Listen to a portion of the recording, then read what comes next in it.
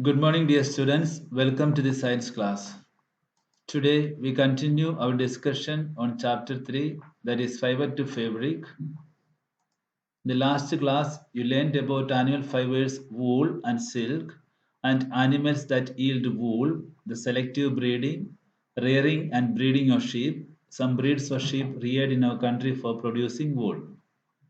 In today's class, you will learn about the different steps in processing fibers into wool. The wool which is used for knitting sweaters or for weaving shawls is the finished product of a long process which involves the following steps. See, the wool which is used for knitting sweaters or for weaving shawls is the finished product of a long process which involves the following steps. There are 6 steps. The first step is the fleece of the sheep along with a thin hair or skin is removed from the body of the animal. This process is called shearing. The fleece of the sheep along with a thin hair or skin is removed from the body of the animal, and this process is known as shearing. Here you can see the shearing is done. Machines similar to those used by barbers are used to shave off hair. Usually, hair are removed during the hot weather. This enables sheep to survive without their protective coat of hair. The hair provides woolen fibers, and woolen fibers are then processed to obtain woolen yarn. Shearing does not hurt the sheep. The uppermost layer of the skin is dead, so it does not hurt the sheep. Also, the hair of sheep grow again. So the first step is shearing, removing the fleece of the sheep along with the thin layer of skin is removed. The second step is known as scoring. The sheared skin with hair is thoroughly washed in tanks to remove grease, dust, and dirt. This is called scoring. Nowadays, scoring is done by machines. Here you can see scoring in tanks, and scoring is done by machines. The third step, after scoring, sorting is done. So, third step is sorting. After scoring, sorting is done. The hairy skin is sent to a factory where hair of different textures are separated and sorted.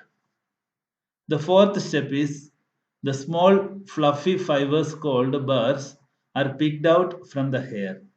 These are the same burrs which sometimes appears on your setters. The fibers are scored again and dried. This is the wool ready to be drawn into fibers. So first step is the fluffy fibers called burrs are picked out from the hair. Then fifth step, the fibers can be dyed in various colors as the natural fleece of sheep and goat is black, brown or white. So the fifth step we can call it as dyeing. The fibers can be dyed in various colors. The sixth and last step, the fibers are then straightened, combed, and rolled into yarn. Here you can see rolling into yarn. The fibers are straightened, combed, and rolled into yarn. The longer fibers are made into wool for sweaters, and the shorter fibers are spun and woven into woolen cloth. The next term is occupational hazard. Wool industry is an important means of livelihood for many people in our country. But sorter's job is risky as sometimes they get infected by a bacterium called anthrax, which causes a fatal blood disease called sorter's disease. So such risks faced by workers in any industry are called occupational hazards. So the sorter's job is risky because they may get infected by a bacterium called anthrax, and this bacterium causes a fatal blood disease called sorter's disease.